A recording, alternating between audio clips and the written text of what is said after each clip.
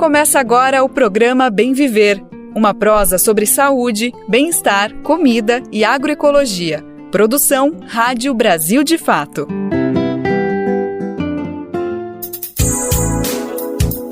E hoje é terça-feira, dia 23 de abril de 2024, estamos chegando com mais uma edição inédita e fresquinha do Bem Viver, uma produção do Brasil de Fato. Quem tá aqui com a gente sabe que na próxima 1 hora a gente tem uma prosa para falar sobre agroecologia, saúde, alimentação, cultura, além de debater aqueles assuntos mais espinhosos, mais difíceis de tratar, como política e economia, mas que também fazem parte dessa jornada rumo ao Bem Viver. Eu sou o Lucas Weber e tô contigo então nessa próxima 1 hora, bora lá saber quais são os destaques que a gente preparou para a edição de hoje. O governo Lula cria programa de renegociação de dívidas e acesso a crédito para pequenos negócios. Relatório da CPT registra diminuição no número de assassinatos no campo e aumento dos conflitos agrários em 2023. O que significa a decisão da Anvisa de proibir a venda de cigarros eletrônicos no Brasil? Vamos entender melhor isso numa análise com uma especialista no tema. Sul e Sudeste registram perda de manguezais ao longo de 8 anos. Esses são alguns, mas são vários os destaques do programa de hoje. Bora lá que ele só está começando. O presidente Lula assinou nesta segunda-feira a medida provisória que cria o programa Acredita. Ele tem o objetivo de renegociar as dívidas de microempreendedores e facilitar o acesso ao crédito para pequenos negócios. O programa é dividido em 4 eixos, olha só.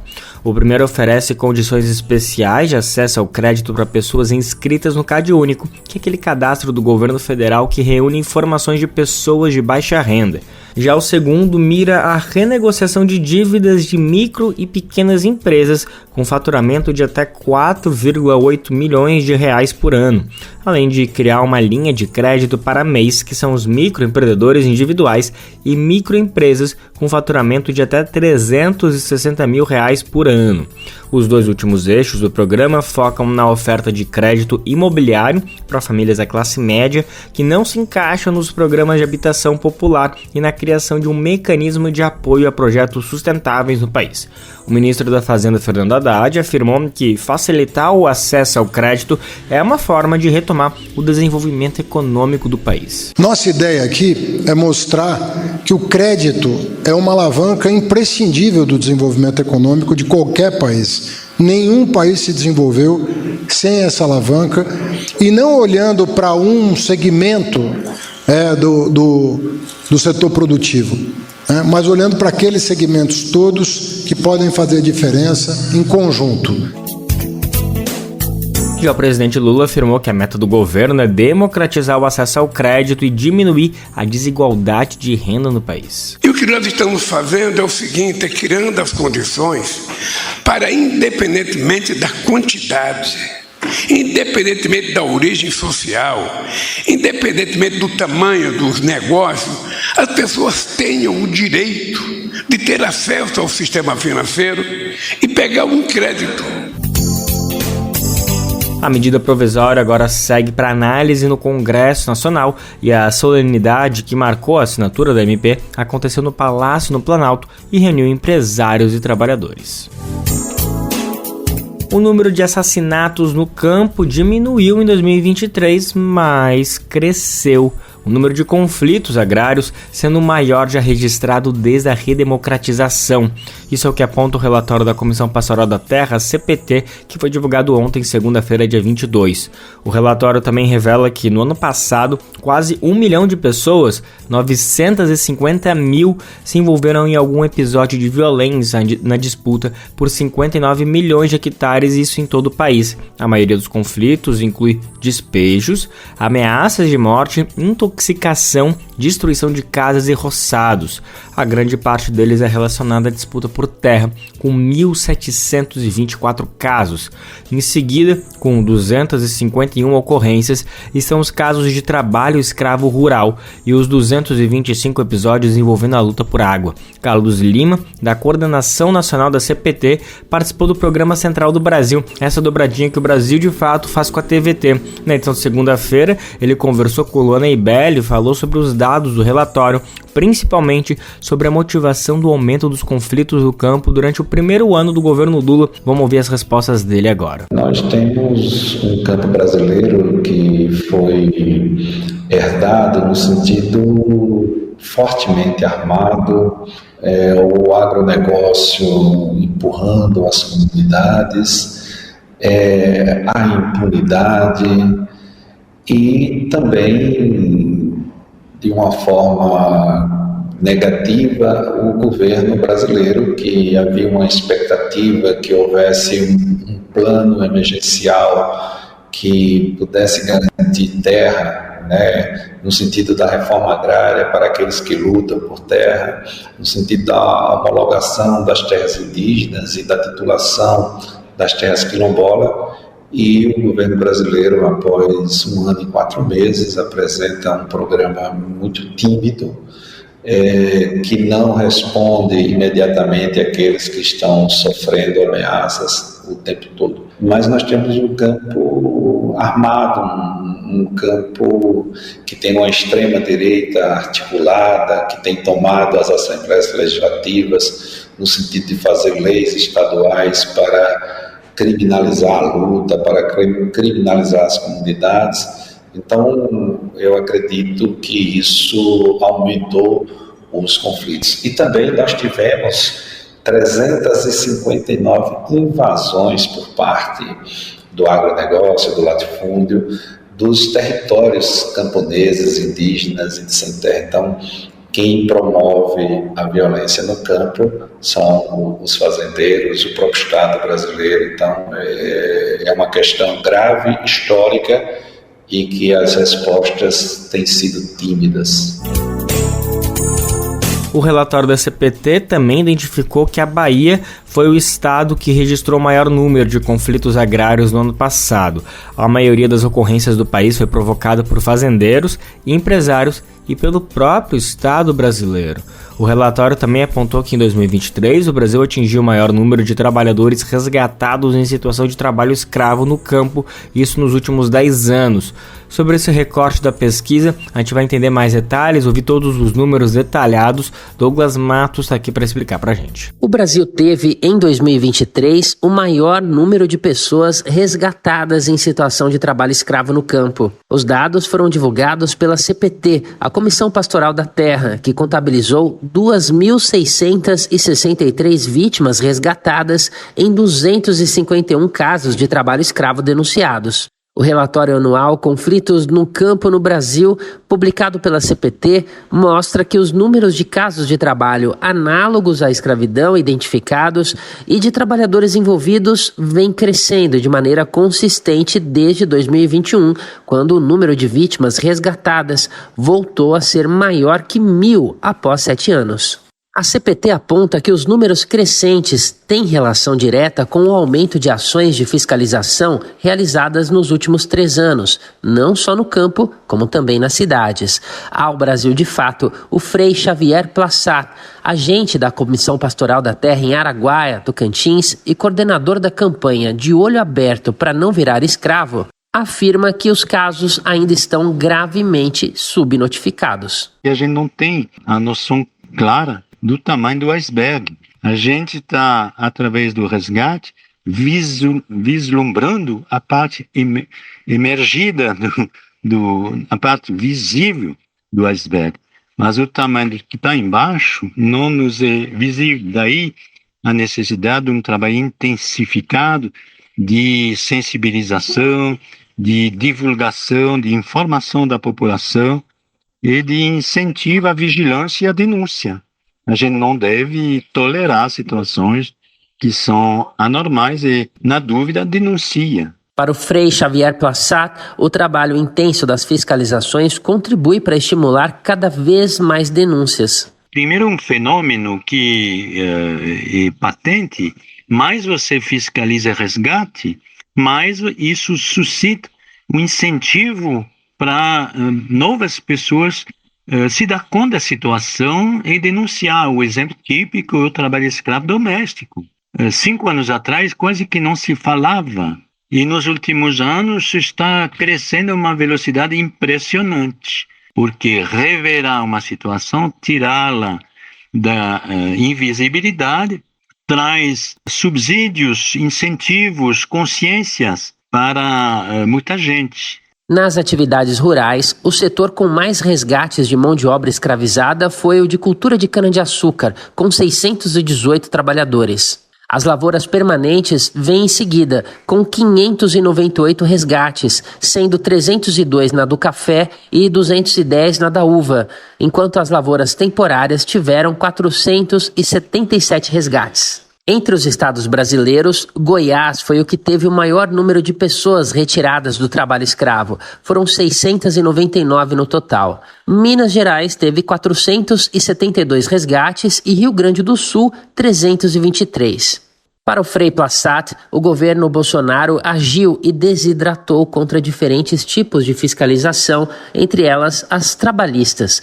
Isso se somou a uma paralisia de muitos anos nas contratações de auditores fiscais do trabalho. A categoria está mobilizada desde o início do ano, justamente para pressionar o atual governo. O objetivo é defender que um novo concurso para o cargo garanta a distribuição dos profissionais por outras áreas. Os estados de Minas Gerais, Goiás, São Paulo, Rio de Janeiro, Pará, Bahia e Rio Grande do Sul concentram 2/3 das ações de fiscalização no país nos últimos 3 anos. A Comissão Pastoral da Terra aponta que estados como Mato Grosso, Piauí, Maranhão e especialmente a região amazônica ainda estão muito abaixo do ideal em número de ações de fiscalização, como complementa o Frei Xavier Plassat. Ter chegado a quase 500, 600 fiscalizações por ano não é nada satisfatório ainda.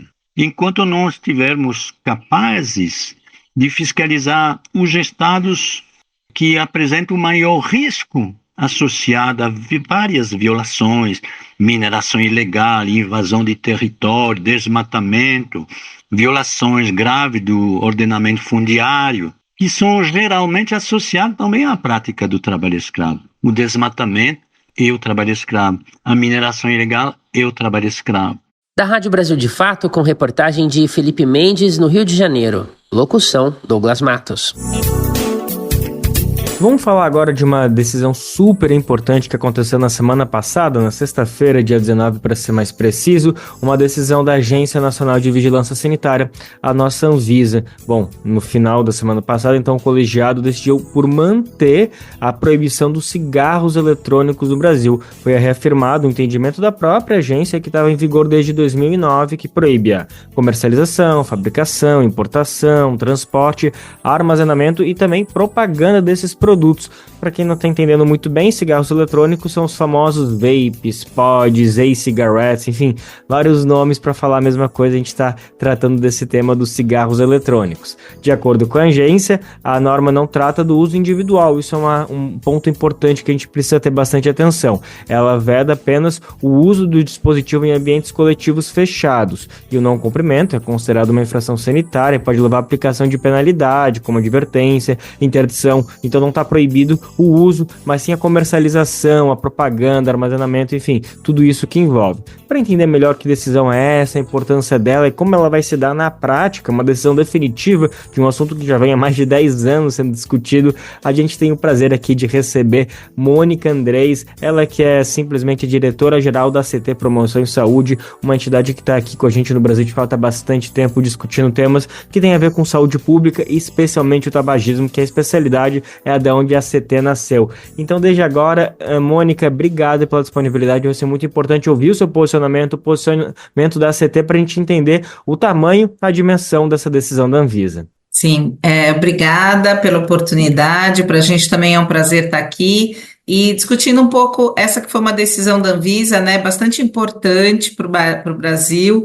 Na verdade, ela reitera uma regulamentação que já existia, né, desde 2009 a gente tem essa proibição de comercialização dos dispositivos eletrônicos para fumar no Brasil, né, foi uma medida até pioneira da Anvisa naquela época, né, uma vez que a gente ainda não tinha muito desses produtos no mercado internacional nem nacional. mas por um princípio de precaução, eles adotaram já a proibição desde 2009, mas como se passou aí bastante tempo, né, mais de 10 anos, como você mencionou, a Anvisa achou por bem fazer uma atualização, ou seja, revisar, será que teriam motivos para mudar essa norma? Será que teriam razões para a gente passar, por exemplo, a permitir a venda? Então, durante mais ou menos 5 anos, a Anvisa analisou esse tema novamente, né? Quer dizer, então, analisando as evidências científicas que existem, aquelas que são sem conflitos de interesse, né? Ou seja, que não tenham sido financiadas pela própria indústria do fumo. Analisou os impactos na saúde desses produtos, então ela acolheu pareceres técnicos, reuniu evidências, abriu consultas públicas, abriu também para tomada pública de subsídios, ou seja, ao longo desses 5 anos houve um processo bem amplo e participativo, né, onde as pessoas puderam também opinar, mandar suas contribuições, até que finalmente, na última sexta-feira, né, a Anvisa acabou definindo, então, que iria manter a proibição da venda, da fabricação, também da publicidade dos dispositivos eletrônicos para fumar no Brasil, entendendo que não haviam evidências científicas que pudessem justificar a liberação, uma vez que esses produtos trazem riscos à saúde, são produtos que levam a uma dependência muito intensa, né, e também tem uma alta atratividade para jovens, né. Então, do ponto de vista da saúde, não se justifica essa liberação. A própria OMS também fez um alerta nesse sentido no final de 2023, e por isso eu acho que a Anvisa, por unanimidade, né, todos os diretores acabaram decidindo por manter a proibição. Claro que vão continuar analisando, né, todas as evidências novas que vierem a surgir, mas neste momento eu acho que essa decisão foi tomada e ela é extremamente importante para o Brasil. Maravilha, Mônica. Você conseguiu fazer um panorama muito bom para a gente entender a quantidade de coisas que são envolvidas nessa decisão. A gente está falando de discussões que começaram em 2009, depois 5 anos de debates, consultas públicas, enfim, muito tema para a gente entender que realmente o principal está acontecendo, que é um debate profundo, científico, de uma questão que trata exclusivamente de saúde pública. Antes da gente falar, então, sobre alguns detalhes que você trouxe que eu quero pontuar bastante, Mônica, eu acho que ia ser bacana te dar um passinho atrás e falar, afinal, o que são esses cigarros eletrônicos que, como você comentou, é um público jovem que tem usado, mas não é todo o público jovem, então eu tenho certeza que muita gente sabe, já viu, mas não entende, assim, já viu, nossa, tem umas pessoas que fumam um negócio que parece que não dá muito cheiro, enfim, eu acho que as pessoas às vezes conhecem por isso, mas não sabem os malefícios, nem a tecnologia, e afinal, o que diferencia um cigarro eletrônico de um cigarro convencional? Mônica, tu pode esclarecer um pouquinho pra gente essas dúvidas, para todo mundo estar no mesmo nível, e aí acho que a gente consegue avançar com mais tranquilidade nesse debate sobre a decisão da Anvisa? Sim, claro. Os dispositivos eletrônicos para fumar, eles englobam uma categoria grande, né, de produtos, mas entre eles os chamados cigarros eletrônicos e também os produtos de tabaco aquecido, por exemplo, né? Então, são produtos que, na verdade, eles são operados por uma bateria que aquece uma solução, normalmente composta ali por glicerina ou propileno glicol, também tem nicotina e vários outros produtos, né, aromatizantes, aditivos, os mais diversos. Então, tem um estudo, por exemplo, que foi feito pela Johns Hopkins University, mostrando que existem mais de 2.000 substâncias, né, nos cigarros eletrônicos, e a partir daí ele produz um aerossol, que as pessoas às vezes confundem, achando que é vapor, como se fosse um vapor de água, e por isso tem a impressão de que ele seria inofensivo, digamos assim, mas não é, tá? Esse aerosol, ele contém substâncias tóxicas, ou seja,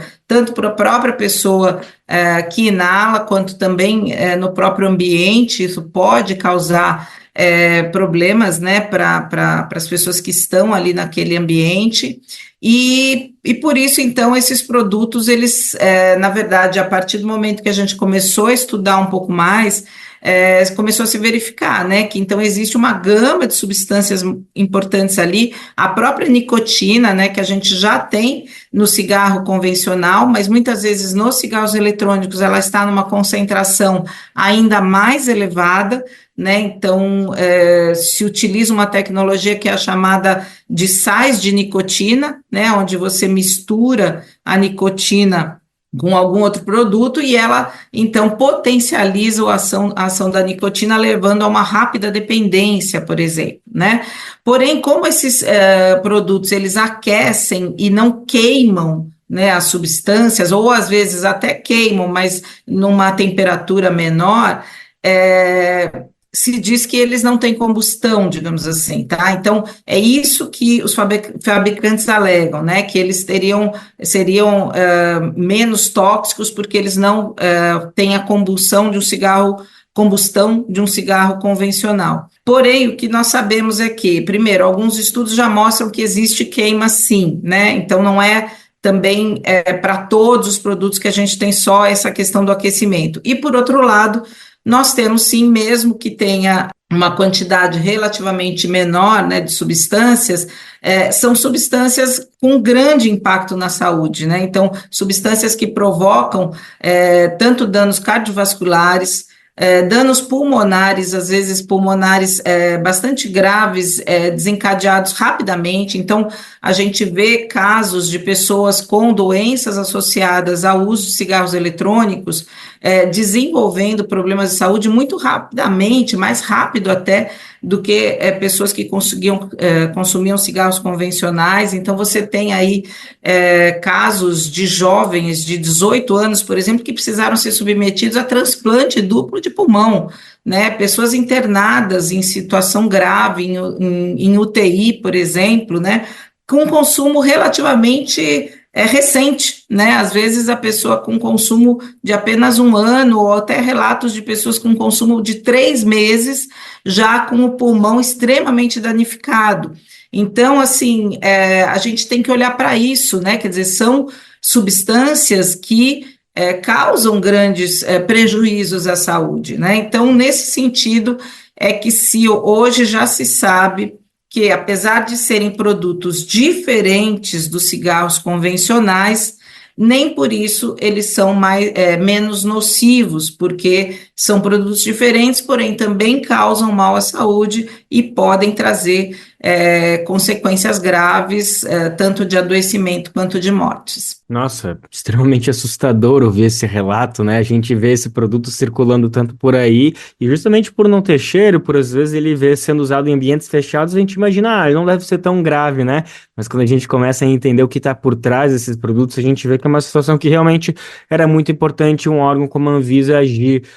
Mas agora tem uma questão, Mônica, que eu acho importante a gente comentar, que primeiro é isso, a Anvisa não proibiu o consumo, até entendo que pelas incumbências na Anvisa não estaria ela com esse poder de decisão. Acontece que desde 2009 a Anvisa já tem medidas para justamente tentar coibir a comercialização desse produto no Brasil, mas o que a gente vê de lá para cá é um aumento e às vezes até bem exponencial desse produto, como você bem frisou, entre jovens. Então agora a gente tem que ter uma outra ação em paralelo a essa da Anvisa. Eu imagino que é por aí, né, Mônica? O que a gente tem que esperar? Sim. Uma ação do Ministério Público, uma ação do Ministério da Saúde, melhor dizendo? Na verdade, eu acho que é importante esclarecer que, assim, no geral, o Brasil observa e se preocupa, sim, com o consumo, especialmente por jovens, né? Então, a experimentação cresceu e deve nos preocupar. O consumo como um todo, ele não teve um aumento tão significativo como, por exemplo, a gente vê nas últimas pesquisas, né, de âmbito nacional, que ainda em relação, por exemplo, a países que liberaram a comercialização, o Brasil tem um consumo ainda mais reduzido, né? Mas é claro que a gente tem que se preocupar, e especialmente com isso, né? Com a experimentação pelos jovens, e porque são produtos que acabam sendo altamente atrativos, né, para esse público, porque ele tem, como você falou, às vezes ele não tem aquele cheiro ruim, aquele gosto ruim, e pelo contrário, né, ele tem sabores adicionados, né, então os mais diferentes sabores, né, de frutas, de doces, de sobremesas, de bebidas alcoólicas, enfim, uma gama de sabores variados, né, que acabam atraindo para o consumo. e sem contar que usam, né, aquela tecnologia, alguns deles parecem um pendrive, parece uma caneta eletrônica, né, então, ou seja, você junta, né, a atratividade de um produto tecnológico com uma coisa saborizada, aparentemente inócua e tal. Então, o que a gente vê é que a maior parte dos jovens acaba consumindo sem ter muita informação sobre o que de fato esses produtos causam, né? Então, a gente tem hoje uma preocupação grande, porque, por exemplo, na pesquisa Vigitel que nós tivemos no ano passado, se viu que 60%, a maior parte das pessoas que consomem são jovens, e 60% desses que consomem não eram fumantes anteriormente, ou seja, eles não estão buscando uma alternativa, eles estão começando o consumo através desses produtos. Então, isso realmente preocupa. Então, acho que é fundamental existir, primeiro, uma ampla campanha contínua, não é somente uma ação num dia isolado, e sim uma campanha contínua de informação para que a população saiba o que são esses produtos e os reais riscos que estão associados a eles, né? Então, acho que a informação é fundamental.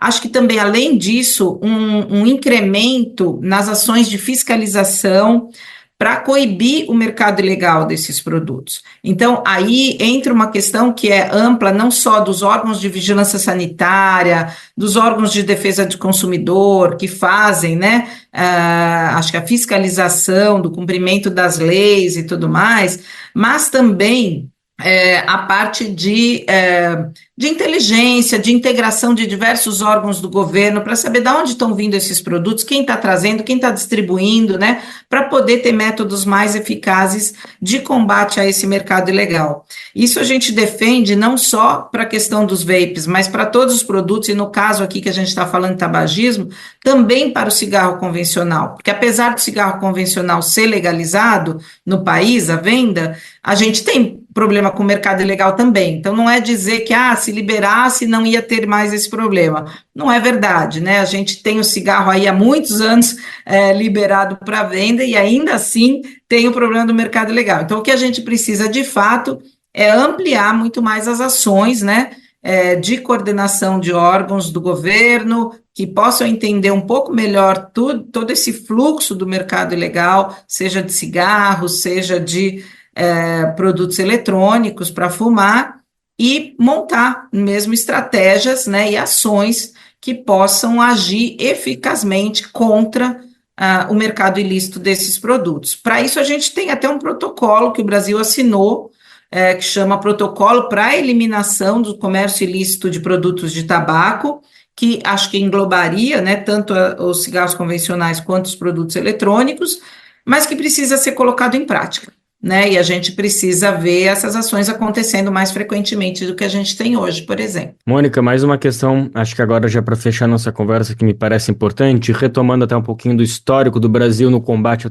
tabagismo, que a gente comentou no começo da nossa conversa, como a ACT é um órgão que sempre esteve ao lado, apoiando, fazendo pesquisas, dando embasamento a esses números, e até conversando com a própria equipe da ACT, eu lembro que vocês mostraram por dados como uma das principais medidas que conseguiu abaixar o índice de tabagismo no Brasil foram medidas do governo para, por exemplo, aumentar o imposto, aumentar o valor, que foi uma medida que a gente sabe que quando dói no bolso a gente é obrigado a agir, e isso realmente se refletiu em resultado. O Brasil conseguiu ter um controle do nível de cigarro nesse período que esse imposto seletivo entrou em vigor.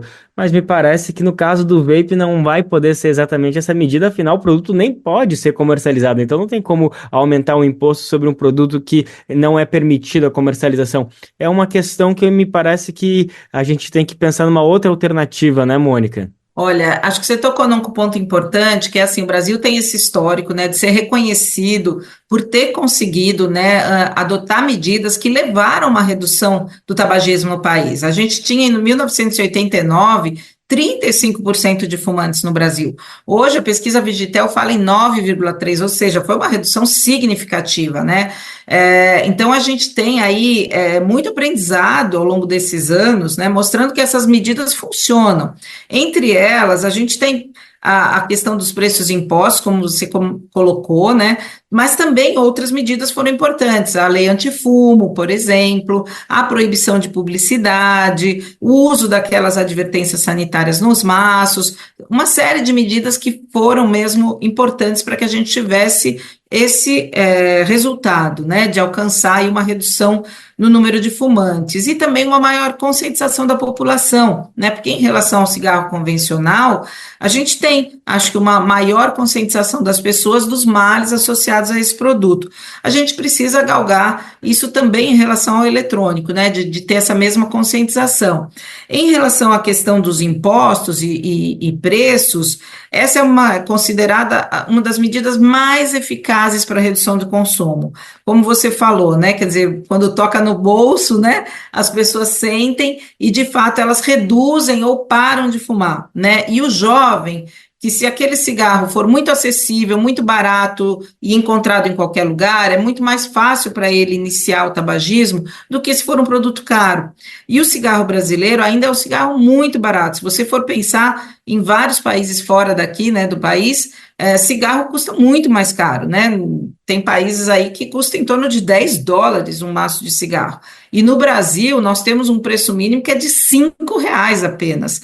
E o que é pior, isso não foi reajustado desde 2016, ou seja, todos os produtos a gente vê que aumentam e cigarro não aumentou, nós não tivemos reajuste no preço mínimo de cigarros, né, que é de R$5 por maço, e nem dos impostos de tabaco desde 2016. Então, isso não há o que justifique uma coisa como essa. Então, é claro que antes de pensar em arrecadação por causa de cigarro eletrônico, que eu acho que assim é um pensamento completamente enviesado, uma vez que a gente sabe que as consequências para a saúde são muito mais custosas do que qualquer coisa que a gente venha arrecadar, né? No caso do cigarro convencional, a gente tem uma conta de que o custo para a saúde é em torno de 92 bilhões ao ano, né, de custos diretos e indiretos, e a arrecadação é somente de 12,2 ao ano, bilhões. Então,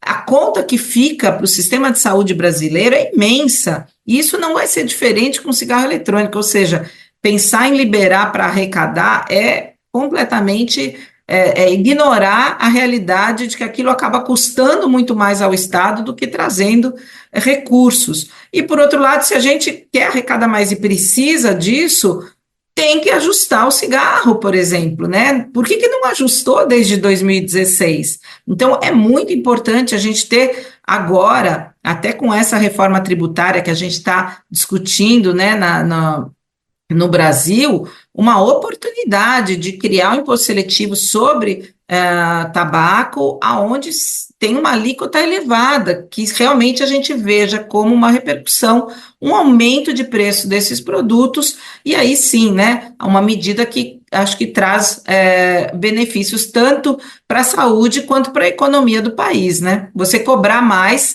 de produtos que fazem mal à saúde e, ao mesmo tempo, tentar tornar mais acessíveis aqueles que são mais saudáveis. Os números são grandes, a gente está falando na casa dos bilhões, mas com uma conta de padaria a gente consegue ver que não fecha, não faz sentido arrecadar um dinheiro que não paga nem metade, nem um quarto de todo o valor que a gente vai ter. Pessoas no SUS, enfim, nesse tratamento. Mônica, eu tô com a sensação que a gente teria muito ainda mais para falar, mas eu tenho certeza que a gente vai voltar. O Brasil, de fato, sempre está com portas abertas para CT. A gente tem que voltar a falar para ver um pouquinho das repercussões dessa medida da Anvisa, entender como que ela está se aplicando na prática. Então, pode ter certeza que foi só um primeiro papo de muitos que a gente vai ter. Eu acabei de conversar com Mônica Andrés, ela que é diretora-geral da CT Promoção e Saúde. Obrigado mais uma vez pela disponibilidade, viu, Mônica? Obrigada, Lucas. A gente fica à disposição. Qualquer momento que vocês queiram voltar a discutir esse tema, nós estamos por aqui. Agradeço. Quem quiser saber mais também, entra lá no site da CT Promoção da Saúde, que tem bastante informação sobre esse assunto. Maravilha, a gente acabou de conversar então com ela sobre essa decisão da Anvisa, da Agência Nacional de Vigilância Sanitária, que decidiu na semana passada de manter a proibição aos cigarros eletrônicos do Brasil, uma decisão que já vinha desde 2009 e agora foi referendada por todos os diretores. Foi uma votação unânime que decidiu que cigarro eletrônico é proibida a comercialização, fabricação, importação, transporte, armazenamento e propaganda desses produtos aqui no Brasil. Agora o assunto do Bem Viver é a economia, e especificamente as contas do governo federal. Vamos tentar entender essa história que é complicada.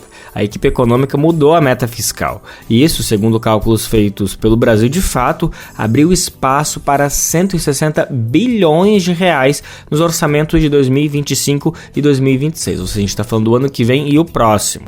Isso significa que o governo vai ter mais chance de investir em políticas públicas e programas sociais. Vamos entender melhor essa análise, esses cálculos. Douglas Matos segue com a gente para explicar isso para a gente. O governo federal terá cerca de 161 bilhões e 300 milhões a mais disponíveis nos orçamentos de 2025 e 2026, após as mudanças nas metas fiscais para esses 2 anos. Os números foram calculados pelo Brasil de Fato com base em estimativas do próprio governo. Na semana passada, o Ministério do Planejamento divulgou o PLDO, o Projeto de Lei de Diretrizes Orçamentárias de 2025, já considerando as novas metas. O PLDO é a primeira versão de um orçamento anual e será avaliada pelo Congresso. O PLDO de 2025 indica que o governo pretende igualar despesas e receitas no ano que vem, obtendo o chamado déficit zero. No ano passado, ao apresentar o projeto do novo arcabouço fiscal, o governo havia prometido prosseguir uma meta de superávit equivalente a 0,5% do PIB, o Produto Interno Bruto do país, naquele ano. Segundo estimativas da própria gestão Lula, isso significaria arrecadar 62 bilhões de reais a mais do que o gasto efetuado. O superávit seria utilizado exclusivamente para pagar a dívida pública, não podendo ser utilizado em programas federais. Com a mudança da meta, isso agora será incorporado ao orçamento. Somadas as diferenças criadas pelas mudanças das metas de 2025 e 2026, é possível se chegar a 161 bilhões e 300 milhões de reais. Isso é mais do que aproximadamente o triplo que o governo vai investir em obras do Programa de Aceleração do Crescimento, o PAC, em 2024, ou seja, 54 bilhões de reais. De acordo com Maurício Vaz, economista e professor da Universidade Federal do Rio Grande do Sul, o valor total que será incorporado aos próximos 2 orçamentos é bem parecido com o espaço orçamentário aberto pela aprovação da chamada PEC da Transição. A Emenda Constitucional 126 abriu um intervalo extra de 145 bilhões de reais no orçamento de 2023 e garantiu que o novo governo pudesse ampliar o Bolsa Família e assegurar o pagamento do auxílio gás e de outras políticas públicas. Para Vaz, a mudança nas metas é benéfica. Se fosse manter essa meta de 0,5% positiva, acabaria necessitando mais cortes de investimentos. Por exemplo, as universidades elas estão com escassez de recursos, então os servidores estão sem aumento dos previstos de salariais esse ano. Então, acho sim fundamental na revisão para uma melhor dinâmica de gastos e de correntes e investimentos para 2025. O economista André Roncaglia, professor da Universidade Federal de São Paulo, também apoia a meta mais flexível para as contas federais em 2025. Ele pondera que não acredita que a mudança surta efeito para ampliar gastos governamentais. Para Roncaglia, ela, na verdade, tende a evitar contingenciamentos e bloqueios de gastos motivados por uma perseguição de uma meta rígida e também evitar punições previstas nas regras do arcabouço fiscal. Então aqui não é lutar por mais espaço de gasto, na verdade, é lutar para não constranger os gastos que já estão orçados, para não ter contingenciamento, no primeiro ponto, e no segundo ponto, para não gerar penalização no ano seguinte. Essa punição acontece quando o erro com relação à meta de déficit é maior do que 0,25% do PIB. Então, ao ajustar a meta fiscal, o governo está concedendo que está difícil de atingir aquele resultado e por isso ele precisa moderar na meta que ele vai atingir para não ativar o contingenciamento e também para não ativar a punição no ano seguinte. É por isso que a Faria Lima está em alvoroço por conta dessa perspectiva. Como explicou o professor Roncaglia, o arcabouço fiscal limita o crescimento da despesa do governo a 70% do crescimento da arrecadação, caso as metas fiscais sejam cumpridas. Se não forem, as despesas federais só poderão ser elevadas à metade do crescimento da arrecadação. E se isso não for cumprido novamente, no ano seguinte, o limite de crescimento cai para 30%. Neste ano, o governo já bloqueou mais de 2 bilhões e 900 milhões de reais previstos no orçamento de 2024 para cumprir o limite de gastos previstos para este ano. Esse limite foi imposto pelo arcabouço fiscal. Esse bloqueio atingiu programas como Criança Feliz, o Farmácia Popular e bolsas de estudo pagas a estudantes do ensino superior. De São Paulo, da Rádio Brasil de Fato, com reportagem de Vinícius Konchinski. Locução, Douglas Matos. Para ninguém esquecer, a gente tem um encontro marcado de segunda a sexta-feira, sempre a partir das 11 horas da manhã, pelo rádio, pelas principais plataformas de podcast. Você pode conferir a gente aqui na Grande São Paulo pela Rádio Brasil Atual, a RBA, lá na 98,9 FM, mas a gente segue para o mundo inteiro também por meio da internet, por meio da nossa rádio web. Você confere em radiobrasildefato.com.br. E quem quiser ouvir no seu tempo, no seu jeito, a hora que quiser, pode ir no nosso site, que o programa fica disponível para download também para reprodução. E você também pode ir nas plataformas de podcast como Spotify, Deezer, iTunes e Google Podcast. Vamos falar um pouquinho sobre o meio ambiente. As regiões sul e sudeste do Brasil lideram a perda de manguezais, isso ao longo dos últimos 8 anos. O levantamento foi feito pela Universidade Federal do Pará em parceria com o Instituto Tecnológico Vale e a empresa Soluções em Geoinformação. A pesquisa mapeou os manguezais da costa brasileira com dados de 2008 até 2016 e foi o sul e o sudeste que perderam 34 quilômetros de manguezais, isso em 8 anos. Vamos entender mais detalhes dessa perda, o tamanho, a dimensão dela. Afonso Bezerra está aqui para explicar para a gente. Um estudo realizado pela Universidade Federal do Pará revela que os manguezais das regiões sul e sudeste perderam 34 quilômetros quadrados de extensão em apenas 8 anos. O trabalho foi realizado em parceria com o Instituto Tecnológico Vale e a empresa Soluções em Geoinformação, a partir de sensoriamento remoto. Na prática, a devastação registrada no levantamento representa 4% da cobertura total do bioma na área em questão e pode ser um alerta para ampliar cuidados com o ecossistema. Os resultados estão descritos em artigo científico publicado na revista Anais da Academia Brasileira de Ciências. Os pesquisadores submeteram imagens de satélites radares e ópticos com dados coletados em campo a uma análise baseada em objetos geográficos. Esse método classifica as imagens nas seguintes categorias: corpos de água, terra firme e manguezais. A perda de 34 quilômetros quadrados de manguezais nas regiões sul e sudeste ocorreu entre 2008 e 2016. Além disso, a diminuição foi observada em todos os 5 estados do sul e sudeste banhados pelo mar, com exceção do Rio de Janeiro.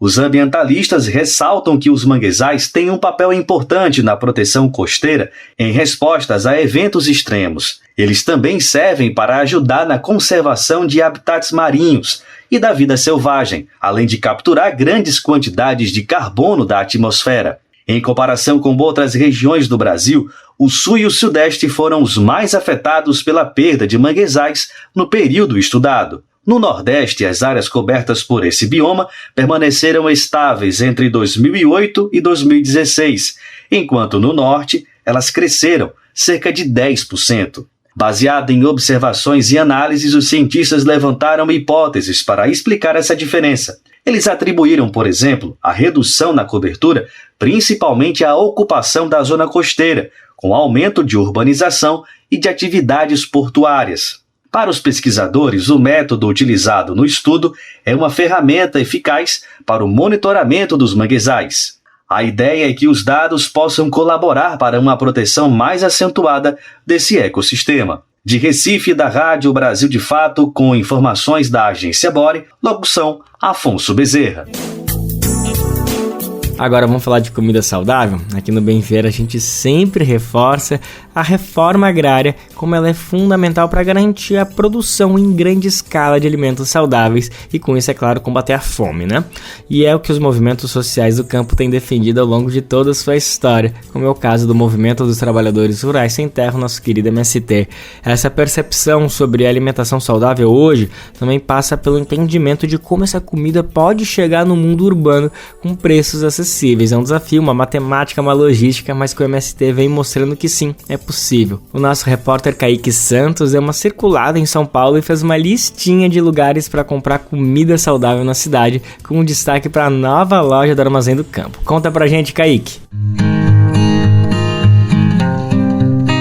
Frutas, verduras e legumes são alguns dos alimentos procurados pelas pessoas na Feira do Produtor, que fica aberta por pelo menos 3 dias da semana na Zona Oeste de São Paulo. Desde 1991, o galpão da Associação de Agricultura Orgânica, localizado dentro do Parque da Água Branca, apresenta, para além dos clientes já fiéis, o que é o alimento saudável livre de agrotóxicos para quem passa pelo local. Os produtos vendidos vêm de diferentes regiões que praticam a agricultura familiar. Diz Raiz Teixeira, diretora de projetos e eventos da associação. Tem próximo de São Paulo, que é de Cotia, Mogi, Mirim, Ibiúna, Indaiatuba. Tem de regiões um pouco mais longe do estado, como Leme. Temos de outro do sul de Minas, nós temos uma associação lá do sul de Minas, de Ouro Fino e ali adjacências. E fora que os nossos produtores também trazem produtos de outros produtores de todo o Brasil, do Nordeste até o Rio Grande do Sul. A diversidade de alimentos está exposta também no novo Armazém do Campo do MST. Isso é possível com acesso à terra desigualmente distribuída pelo Brasil, segundo o movimento e pesquisadores. Ocupar e conquistar assentamentos em propriedades improdutivas provoca a justa e necessária reforma agrária popular e traz saúde ao meio ambiente, ao trabalhador do campo e a quem escolhe consumir produtos agroecológicos. Explica Delvec Matheus, que é agricultor em assentamento. Nossa vida é uma vida de agricultor familiar, né? Que produz com a família, que tem um compromisso com a questão ambiental, nós temos um compromisso com a questão da qualidade do alimento, um compromisso com a saúde do consumidor. Isso é de natureza da agricultura camponesa familiar, é de natureza do camponês, ele lidar com a terra, com os bens da natureza, com a água, por exemplo, com a terra, né? Com certo carinho, com certo respeito, com equilíbrio com a natureza, porque o camponês ele se sente parte da natureza. O camponês ele é um guardião da natureza, né? Por sua vivência, né? Por sua tradição, por sua cultura, né? O alimento que Delvec ajuda a produzir em assentamento é um dos produtos que chega às prateleiras do Armazém do Campo, que mudou de endereço em São Paulo. O armazém existe há 8 anos e conta com 25 lojas espalhadas pelo Brasil. A nova sede já está aberta com horário de funcionamento igual, mas haverá um evento de inauguração oficial em 27 de abril, com a presença do coordenador nacional do MST, João Pedro Stedley, convida Ademar Ludwig. Conhecido como Chusky, ele faz parte do grupo gestor dos Armazéns do Campo. Do modo geral, essas prateleiras aqui, elas são como prioridade, não numa escala, mas como prioridade que venha produtos de assentamentos vinculados ao MST e à reforma agrária popular, mas não só, né? Aqui também a gente tem todo um diálogo com os quilombola, com os ribeirinhos, com a agricultura familiar, mas fundamentalmente nós defendemos como um modelo de agricultura brasileiro, um modelo de agricultura agroecológico, e nós queremos então, como um primeiro passo, estancar o consumo de veneno. Então todos os nossos produtos são produtos orgânicos. A mudança de sede acontece no ano em que o MST faz aniversário. São 40 anos de história e muita luta pelo direito à terra. Neste ano, o movimento ainda inaugurou o Sacolão Popular da ZL, que fica na região da Moca Belenzinho. Também reconhecido pelas ações contra a fome, o padre Júlio Lancelotti foi parceiro da iniciativa. E junto à venda de produtos a preço justo, o espaço promove ações contra a insegurança alimentar. Lembra Joca Modesto, diretor do Sacolão. Esse sacolão ele foi criado na intuição de vender os produtos mais saudáveis, mas também mais em conta, um preço mais popular, né? A gente pega produto dos assentamentos nossos daqui da região da Grande São Paulo, nós pegamos do Vale do Paraíba, pegamos de Apiaí, de Itapeva e de várias regiões nossas do estado de São Paulo. Tem os arroz orgânico que vem do Rio Grande do Sul, das maiores cooperativas nossas, né? Onde que vem o salame, também vem os queijos. E esse sacolão, uma vez por mês, nós fazemos almoço com os moradores de rua, que é um projeto social, né? Que a gente tem aqui para para favorecer mesmo os moradores de rua. E não falta alternativa em São Paulo para quem pretende buscar essa readequação alimentar. Com arroz, feijão, café, suco e até chocolate da agroecologia, a marca Raízes do Campo, fundada em 2019, é mais uma opção. Com um lema bom para quem planta, para quem come e para o meio ambiente, também inaugurou um novo espaço na Santa Cecília, no centro da capital paulista, onde é possível ter acesso a produtos sustentáveis e ainda socializar no ambiente. Carla Guindani é uma das responsáveis por administrar o local. O espaço da loja Café, a Casa Raízes do Campo, como a gente tem chamado, a gente quis construir exatamente esse espaço onde a gente possa convidar o consumidor para ele vir conhecer os produtos que a Raízes do Campo tem no seu portfólio, consumir produtos no café que são produtos da agricultura familiar. Então, o nosso principal fornecedor de alimentos para a nossa produção, para servir no café, é o Armazém do Campo. A Casa da Raiz do Campo tem esse propósito de ser um ambiente acolhedor, onde a gente possa possibilitar ao consumidor o contato com a agroecologia de uma maneira integral. Nesta semana, veio do governo federal uma boa notícia que deve incentivar o aumento da produção de alimentos saudáveis. Foi anunciada a criação de um programa voltado para a reforma agrária, reivindicação histórica do MST e movimentos campesinos, que deve beneficiar quase 300 mil famílias agricultoras. O programa atende reivindicações do MST, lembra Ademar Chusky, do Armazém do Campo.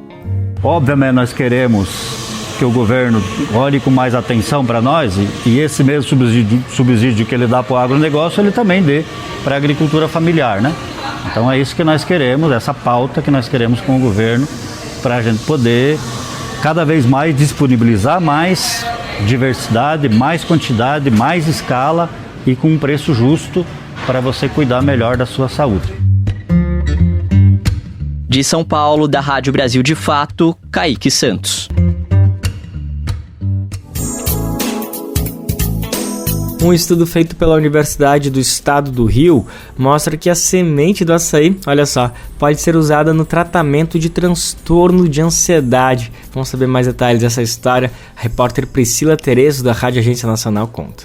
Os cientistas já sabem que o açaí pode trazer vários benefícios à saúde, como combater o envelhecimento, reduzir o colesterol e fornecer energia. Agora, os pesquisadores descobriram mais uma possibilidade para a fruta que é típica da região amazônica: ser uma aliada em tratamentos para transtornos de ansiedade. Esse foi o resultado de um estudo realizado pelo Grupo de Pesquisa de Farmacologia Cardiovascular e Plantas Medicinais do Instituto de Biologia Roberto Alcântara Gomes, da Universidade do Estado do Rio de Janeiro. Nos testes realizados com animais, os pesquisadores descobriram que a semente do açaí age de maneira benéfica no sistema nervoso central, desempenhando uma ação ansiolítica. A investigação é considerada inédita porque trabalha com o caroço, ao contrário da maioria das pesquisas que estudam a polpa do fruto, como explica a professora Graziele Freitas de Bem, do Departamento de Farmacologia e Psicobiologia da UERJ. E observamos que o extrato hidroalcoólico do caroço do açaí tinha um conteúdo maior de polifenóis, que são os compostos químicos que promovem os efeitos benéficos do extrato, e também é um efeito vasodilatador mais potente. Isso é importante até para reduzir o impacto ambiental, porque a maior parte do fruto é composta pelo caroço, a polpa é uma pequena parte desse fruto, e nós poderíamos dar um bom destino, uma boa utilização para esse caroço, que normalmente é descartado. Segundo a Organização Mundial da Saúde, no Brasil, 9,3% da população sofria com transtornos de ansiedade em 2019. Uma pesquisa da Fiocruz, divulgada em janeiro de 2024, mostrou um aumento de 75% no uso de psicofármacos ao comparar períodos antes e depois da pandemia de Covid-19. O extrato da semente do açaí pode ser uma alternativa para o tratamento da ansiedade sem efeitos colaterais, detalha Graziele do Bem. Nós observamos nesse estudo e em vários outros estudos que nós já realizamos com o extrato de caroço do açaí que ele não tem efeitos adversos. A gente não observou ainda efeitos que possam promover danos ao nosso organismo. Os pesquisadores já fizeram um pedido de patente do extrato da semente do açaí junto ao Instituto Nacional de Propriedade Industrial. A partir dessa concessão, com a parceria de representantes da indústria farmacêutica, eles vão poder dar continuidade aos estudos pré-clínicos para que essa tecnologia possa ser usada em seres humanos no futuro. Da Rádio Nacional, no Rio de Janeiro, Priscila Terezo. E para encerrar o programa de hoje, vamos com o noticiário internacional. Em um referendo realizado neste domingo, o Equador aprovou medidas de endurecimento na segurança pública. Entre as medidas apresentadas pelo presidente do Equador, são patrulhas de polícias militares conjuntas, extradição de criminosos procurados e sentenças mais longas para terrorismo e assassinato, além de outros crimes.